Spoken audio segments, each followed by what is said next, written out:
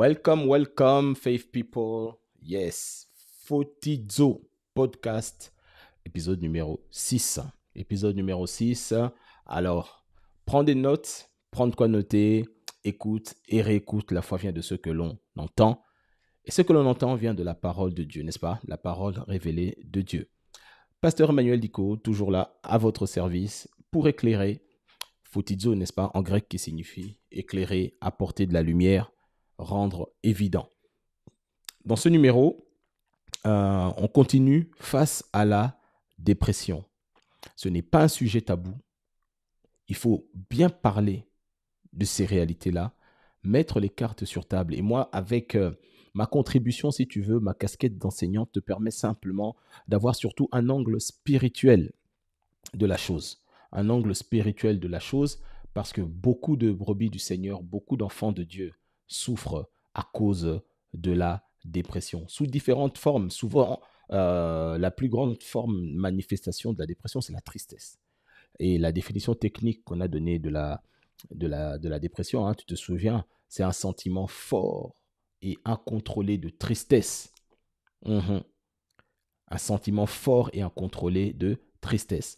Pour ce qui concerne la tristesse, on en a parlé sur les 2 derniers numéros, dont je t'invite à écouter, à réécouter et comprendre comment Jésus-Christ est la solution face à la tristesse. Alors, on est toujours en train de voir l'arborescence, l'arbre de famille d'origine, en ce qui concerne donc la dépression. Je disais donc que son origine, c'est le séjour des morts. Ensuite, l'agent actif, c'est l'esprit de mort. L'esprit de mort et la mort sont 2 nuances, 2 choses différentes, selon la Bible, toujours. Ok? Et je disais que l'esprit de mort, c'est une entité spirituelle, c'est un esprit puissant qui active, qui amène et qui accélère, oui, l'échec, la mort dans tes entreprises. On en a déjà parlé, donc je ne reviendrai pas là-dessus. Mais là, maintenant, laisse-moi t'expliquer la racine cachée de la dépression. Je disais dans la définition technique que la dépression, c'est un sentiment fort et incontrôlé de tristesse qui est issu, et je rajoute maintenant, principalement du rejet, d'un rejet. Donc, tu comprendras que dans ce numéro, je vais aborder la notion du rejet. Le rejet, c'est la racine principale de la dépression. Ce sentiment de tristesse que tu éprouves, c'est parce que si tu regardes bien sous différentes formes, tu verras que tu as eu à subir quelque part une forme de rejet. Ça peut être dans une relation amoureuse, ça peut être dans une relation amicale, ça peut être dans ta carrière professionnelle lorsque les choses n'aboutissent pas. En réalité, tu es rejeté du succès et de l'épanouissement. Tu vois? Et ce que j'ai remarqué surtout, c'est que le rejet, au-delà de ce qu'on a expliqué ici, le rejet, tout comme l'esprit de mort, le rejet est un esprit. Le rejet est un esprit, et j'irai même encore plus loin, je dirais que le rejet est en soi une semence. Parce qu'en réalité, le rejet produira toujours le rejet. Celui qui est rejeté finira par rejeter quelqu'un d'autre. Tu vois? En réalité, le rejet, c'est quoi? C'est le refus. Quand on te tourne le dos. Et là, je renvoie à ceux qui n'ont pas encore lu mon livre, Les 7 points de contact. Comment faire parler le sang de Jésus? J'explique dans ce livre comment le sang de Jésus nous rachète du rejet. Quand le dos de Jésus a été flagellé et martyrisé, quand quelque chose t'est rejeté, ça veut dire que cette chose te tourne le dos, tu vois. Et Jésus-Christ, son dos a été lacéré, a été matraqué pour que toi, tu n'aies plus à subir le rejet. Tu comprends? Mais laisse-moi aller un peu plus dans le détail. Le rejet, c'est ce qui fait la force même de la dépression. Pourquoi tu es triste? Parce que tu n'as pas reçu, parce que tu as subi, parce que tu as été trahi, parce que tu as été abandonné. En réalité, l'amour que tu attendais, la confiance, l'épanouissement ou la réponse ou l'attitude que tu attendais, ça t'a été refusé et cette chose-là, en réalité, t'a rejeté. Tu vois un peu? C'est c'est très important de comprendre cela. Mais laisse-moi te démontrer que le rejet est en réalité un esprit. Souviens-toi, l'origine, c'est jour des morts. L'agent actif, l'esprit de mort. Mais la racine, et j'ai envie de rajouter ceci, la racine cachée. La racine cachée, c'est le rejet. La racine cachée, c'est le rejet. Maintenant, allons encore un peu plus loin et je vais t'expliquer ceci. Euh, lorsque Dieu a envoyé Jésus-Christ en mission, dans Ésaïe chapitre 61, Jésus dit ceci, « L'Esprit de l'Éternel est sur moi. Il m'a oint pour annoncer une bonne nouvelle aux pauvres. » Tu connais ce passage aussi. Et il dit, « Pour guérir ceux qui ont le cœur brisé. » C'est l'onction qui guérit le cœur brisé. Le rejet a ceci de particulier, c'est que autant comment expliquer ça facilement? Autant la dépression est une émotion, un sentiment général, le rejet a ceci de particulier, c'est que le rejet s'attaque à ton identité. Le rejet ne s'attaque pas à ce que tu ressens, le rejet s'attaque à ton identité. C'est très important de comprendre cela. Parce qu'en réalité, la finalité et le but du rejet qui mène à la tristesse, qui mène au désespoir et à la mort, il s'attaque en profondeur à ton identité. Que tu perdes confiance en toi, que tu perdes confiance en ta nature, tu es enfant de Dieu, tu es né de Dieu, mais il finira par te faire croire que tu n'as pas de valeur, que tu n'as pas de prix aux yeux de Dieu et aux yeux du monde. Tu comprends un peu? Un enfant, il est né et en étant enfant, comment on va dire, Dieu nous a créés comme ça pour donner et recevoir de l'amour et de l'affection. Et le rejet est une anomalie. Le rejet est une anomalie. Un enfant, de lui-même, il sera tourné vers sa maman, vers son papa, avec confiance et amour. Et cet amour, il le lui rend. Mais s'il ne le lui rend pas, cet enfant se sent comment? Rejeté. Tu n'as aucune idée des dégâts que le rejet peut créer dans la petite enfance, dans la vie des gens. Pour pratiquer la cure d'âme, pour pratiquer la délivrance, pour pratiquer le suivi, quand on commence à rentrer dans ces détails-là, des témoignages, je peux t'en donner des centaines. Des centaines. Et le diable est malin parce que le rejet, il agit surtout dans la petite enfance. Pourquoi? Parce que l'enfant est innocent et il n'a pas de barrière de protection. C'est à ce moment-là qu'il s'attaque à son identité, il s'attaque à son cœur. Tu me suis? Il s'attaque à son identité et il s'attaque à son cœur. Parce que l'enfant, spontanément, n'a pas encore de barrière à cause de la maturité. Donc, il fait confiance aveuglément, mais il peut aussi être blessé et meurtri aveuglément. C'est pour ça que Jésus dira, celui qui fera du mal à un de ces enfants-là, mieux vaut pour lui qu'il prenne une pierre et qu'il se jette dans l'eau. Tu me suis? Donc, le rejet s'attaque à l'identité de la personne. Et si tu regardes bien, tu verras même dans la Bible, c'est une histoire de rejet. C'est une histoire de rejet. Et ce rejet entraîne toujours un autre rejet, rapidement. Tu verras que le péché, c'est l'incarnation en réalité du rejet. C'est le refus, c'est le rejet de la volonté de Dieu.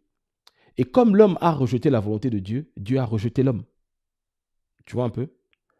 Satan a rejeté les lois de Dieu quand il était responsable de la louange et l'adoration. Dieu l'a éjecté du ciel. Tu me suis? Et quand tu regardes par exemple dans le jardin d'Éden, quand Adam a péché, qu'est-ce qui se passe? Il a rejeté Dieu. Il a dit, c'est la femme que tu m'as donnée. Non seulement il a rejeté Dieu, mais il a aussi rejeté Ève. Tu vois? l'homme rejette la femme. Et la conséquence, la femme aussi rejette l'homme. Parce que quand Ève a conçu Caïn, elle a dit, j'ai fait un enfant avec l'aide de Dieu. Mais non, avec l'aide de ton mari aussi. Tu comprends? Le premier meurtre qui a été commis quand Caïn a tué Abel, c'est parce que Caïn se sentait rejeté. Son offrande n'a pas été acceptée par Dieu. Et il est rentré dans une tristesse. La Bible dit que son visage était sombre. Tu vois un peu? Et Dieu qualifie, il dit, le péché, Dieu identifie le péché avec le rejet. Il dit, le péché est tapis à ta porte dans Genèse chapitre 4. Et son désir se porte sur toi, mais toi domine sur lui. Mais on sait tous comment ça a fini. Caïn a fini par tuer Abel. Donc le premier meurtre qui a eu lieu, c'est la conséquence du rejet. Et le rejet s'attaque à ton identité profonde. À ton identité profonde. J'avais donné le témoignage la dernière fois d'une jeune sœur qui a été abusée lorsqu'elle était petite. Elle avait entre 5 et 8 ans. Tu vois? Et à cause de cela, elle a commencé, elle aussi, à rejeter les hommes. Parce qu'elle a subi un traumatisme. Elle a commencé, elle aussi, à rejeter les hommes. D'une autre manière. C'est-à-dire que c'est elle maintenant qui profitait des hommes. Elle commençait, comment on va dire, elle s'est bâtie une carapace. Elle s'est dit, comme les hommes sont mauvais, moi aussi je vais les utiliser. En réalité, c'est une forme de rejet. Et c'est la semence même du rejet. Tu me suis? C'est une entité spirituelle qui travaille avec l'esprit de mort, qui à eux deux, c'est l'essence même de la notion du péché. La Bible, en réalité, l'homme a rejeté Dieu, Dieu a rejeté l'homme. Mais là où j'aime notre Dieu, c'est que Jésus-Christ est venu à payer le prix à notre place. Et aujourd'hui, nous sommes enfants de Dieu, de nouveau. À tous ceux qui l'ont reçu, à tous ceux qui ont cru en son nom, il leur a accordé le pouvoir, le privilège de devenir enfants de Dieu. Tu comprends? Donc c'est très important. La racine de la dépression s'attaque à ton identité. Il te fait croire que tu n'as plus de valeur, que tu ne vaux rien. C'est faux. Laisse-moi matérialiser ça avec un petit exemple. D'accord? Je prends, pour illustrer mon propos, ceci. C'est un billet de 10 euros. D'accord? La valeur de ce billet de 10 euros peut te permettre d'acheter quoi? Du pain, à manger, un sandwich, tout ça, ok. Ce que je veux dire par là, c'est que la valeur de ce papier ne dépend pas du papier. La valeur de ce papier dépend de la Banque centrale européenne d'où elle a été tirée. Tu me suis jusque-là? Ok. Maintenant, si je prends ce billet de banque et que je le froisse comme cela, je lui mets la pression. Elle change même de forme. Mais est-ce que sa valeur monétaire a changé? Non. Ça reste toujours quoi? 10 euros. Je peux prendre ce même billet et je commence à le boxer, à le malaxer, à le maltraiter, à l'écraser, voire même à cracher dessus. Est-ce que sa valeur change? Je peux toujours prendre un billet de train. Je peux toujours acheter du pain. Je peux toujours acheter un sandwich. Quelqu'un me comprend?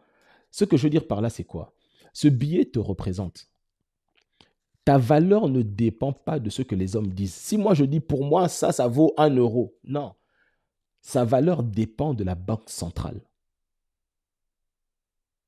Si je l'écrase comme le diable t'a écrasé, si on abuse de ce billet comme on a abusé de toi, ta valeur ne change pas. Aux yeux de Dieu, tu auras toujours la même valeur. Je ne sais pas si quelqu'un comprend. C'est très important. Quand tu comprends ça, tu verras que le rejet, c'est vrai, s'attaque à ton identité pour te faire croire que tu ne vaux plus rien, que la vie ne vaut plus la peine d'être vécue. Et quand tu développes ces symptômes-là, en réalité, tu es quelque part entré dans le vif du sujet en ce qui concerne la dépression. C'est une entité spirituelle qui cherche à ce que tu baisses les bras, que tu penses que ta vie ne vaut plus rien. C'est faux. C'est faux. C'est faux. Et donc, aujourd'hui, j'ai envie de parler à quelqu'un. Je veux encourager quelqu'un et te dire que ce qui fait la force de la dépression, c'est l'esprit de rejet. Et le rejet produit toujours la même chose, le rejet. Quand on regarde par exemple les familles, euh, les familles qui ont connu beaucoup d'abus, les enfants, quand ils grandissent, ils se disent soit je ne veux plus rien avoir à faire avec soit mon père ou ma mère, on me suit, soit ils reproduisent les mêmes choses parce que c'est une semence. Parce que c'est une semence. Et aujourd'hui, le Saint-Esprit veut vraiment parler à quelqu'un. Il y en a qui sont enfermés dans cette forme de tristesse, c'est-à-dire que tu postules pour avoir un travail. En réalité, c'est quoi? Tu es rejeté par le marché de l'emploi. Tu cherches le mariage à tout prix. Plusieurs fiançailles, ça ne marche toujours pas. C'est que le mariage t'a rejeté et te tourne le dos. Conséquence, soit tu commences à mener une vie de désordre, soit tu commences à vivre comme tu veux, tu dis c'est pas pour moi, etc. Donc tu vois que le rejet, en réalité, ouvre une grande porte à la notion de la dépression. Mais je veux encourager quelqu'un. Le rejet, c'est une arme puissante que le diable utilise pour que tu ne puisses pas atteindre ce qui est à toi, pour que tu sois dans un mood, dans un mindset, euh, oui, de dépression, d'abattement.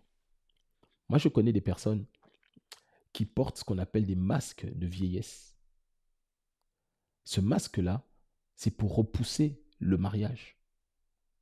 Quand la personne te voit, elle ne te voit pas toi tel que tu es, mais elle te voit d'une manière différente. Et c'est l'ennemi qui fait ça par le biais de la sorcellerie. Ce sont des choses qui existent. On a vu ça. Mhm. Et des personnes qui sont bien disposées à ton égard, quand il s'agit de t'aider, eh ben, ils te tournent le dos. C'est aussi une forme de rejet. Les gens ont du mal à être fidèles, stables et engagés avec toi. Ils peuvent avoir de l'argent et aider tout le monde, mais quand c'est ton tour, ça ne marche pas. Quelque part, il y a la racine du rejet. Tu comprends? Et ça t'entretient dans une forme d'abattement, de fatalisme, de fatalité. Tu te dis, voilà, c'est toujours moi. Quand il y a la dépression quelque part, si tu creuses, tu verras qu'il y a toujours le rejet.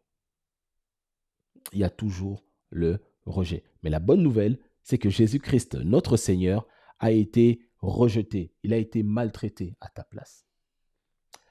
Tu sais, Jésus est tellement, je trouve, tellement merveilleux et surprenant. Une des personnes dans la Bible, une des rares personnes dans la Bible à qui Jésus a révélé son identité messianique avant le temps, c'était une femme dans Jean chapitre 4. Tu te souviens de ça, la femme samaritaine. Mais qu'est-ce qui caractérise la vie de cette femme? C'est le rejet. C'est le rejet. Elle a été rejetée plusieurs fois. C'est-à-dire qu'elle a eu 5 maris, 5 fois divorcée. Et l'homme avec qui elle vit n'est même pas son époux. Dans Jean chapitre 4, tu liras. À tel point qu'elle allait faire ses courses, c'est-à-dire aller prendre l'eau à midi, alors que tout le monde va le matin. Parce qu'elle voulait rencontrer personne, les autres ne voulaient pas entendre parler d'elle. Et c'est à cette personne-là que Jésus-Christ est venu révéler son identité. Il y a un grand enseignement derrière. Même si ton père ne t'a jamais aimé, même si ta mère ne t'a jamais aimé, tu n'as jamais reçu des paroles d'encouragement. Jésus, il est près de ceux qui ont le cœur brisé, de ceux qui sont rejetés. Il dit dans sa parole, ton père et ta mère peuvent t'abandonner, mais moi, Dieu, je ne t'abandonnerai pas. Je ne t'abandonnerai pas. J'ai eu un jour à gérer un cas comme ça d'une jeune sœur, où le père a été très abusif dans tous les sens du terme quand elle était petite. Mais cet enfant a grandi et à un moment donné, elle me disait, pasteur, tu sais, j'ai du mal à avoir un rapport, un échange normal avec quelqu'un d'autorité, un homme, un mâle, à cause de ce que j'avais subi. Je rejette, j'arrive pas. Elle me dit, je t'aime bien, tu es mon pasteur, mais j'ai du mal. Quand tu me dis de faire ceci, de faire cela, je ne supporte pas. Pourquoi? Parce que la figure d'autorité l'a rejeté à un moment donné, a subi un traumatisme. Et elle, aujourd'hui, des années après, mariée, pour l'amener au mariage, je lui disais, ma sœur, la Bible dit, femme, soyez soumise. Elle m'a dit, pasteur, j'arrive pas. Je ne crois pas en cela. Pourquoi? Parce qu'elle a subi le rejet de son père, étant jeune fille, dans tous les sens du terme, depuis assez grand pour comprendre. Donc c'était déjà difficile. Et son parcours était jalonné. Elle tombait que sur des hommes qui ont été très méchants, très cruels avec elle, à plusieurs reprises. À plusieurs reprises. Elle a choisi d'épouser un frère. Ah mon Dieu, c'est compliqué. Le rejet, c'est méchant. C'est vraiment méchant. Elle me disait, pasteur, j'y arrive pas. Je t'aime bien, mais la figure d'autorité paternelle, même à l'église, moi, je ne peux pas. Parce qu'il fallait creuser. Parce qu'elle a été rejetée étant enfant. Elle rejette tout ce qui ressemble à cela. Le rejet produit toujours le rejet. C'est un esprit. C'est un esprit. Mais là où j'aime la parole de Dieu, c'est que Jésus-Christ a payé le prix pour toi et pour moi. D'accord? C'est très important. C'est très important. Je pense que quand on regarde comment le Saint-Esprit nous conduit, aujourd'hui, il est en train de parler à quelqu'un. À quelqu'un. Tu t'es senti qu'on ne t'a pas aimé. Tu as toujours eu des paroles négatives depuis ton enfance, parce que c'est à ce moment-là que le diable martèle. C'est pour ça que nous, parents, faisons attention. Quand l'enfant est en train de grandir, arrête de dire, toi tu es bête, toi tu es comme ça, toi tu es ceci. Ce sont des semences de rejet, ce sont des semences que le diable prend quand tu dis ces paroles-là sous la colère. Il fait rentrer ça dans la mémoire, dans l'esprit de l'enfant, ça fleurit et ça crée des dégâts. Ça crée des dégâts dans notre comportement, dans notre attitude. C'est très important. Faisons réellement attention à ça. Le rejet, donc, je le répète, c'est une identité spirituelle. Et ça se traite par l'onction. Christ, plusieurs fois, il le dit dans les évangiles, il dit, je suis venu, je dois être rejeté par les sacrificateurs, rejeté par les pharisiens, rejeté par les hommes, pour pouvoir accomplir ma tâche. Jésus-Christ a payé le prix. D'autres sont rejetés par le travail, l'argent, le mariage. Ce n'est pas une raison pour que tu puisses entretenir l'abattement, le découragement ou la tristesse. Maintenant que tu connais, tu peux te lever et prendre autorité et aller de l'avant. Tu comprends ça? Et c'est comme ça que Dieu agit avec nous. Laisse-moi te donner quelques clés que j'avais mis dans mon ouvrage en ce qui concerne cette notion du rejet. La première chose que je veux que tu retiennes, la première clé, c'est que 1, tu dois arrêter de te plaindre. Décide de changer. De changer quoi? Ton identité. Tu n'es pas ce que le monde dit que tu es ce que Dieu dit que tu es. Ça, c'est la première chose. La deuxième chose, arrête de te trouver des excuses à longueur de journée.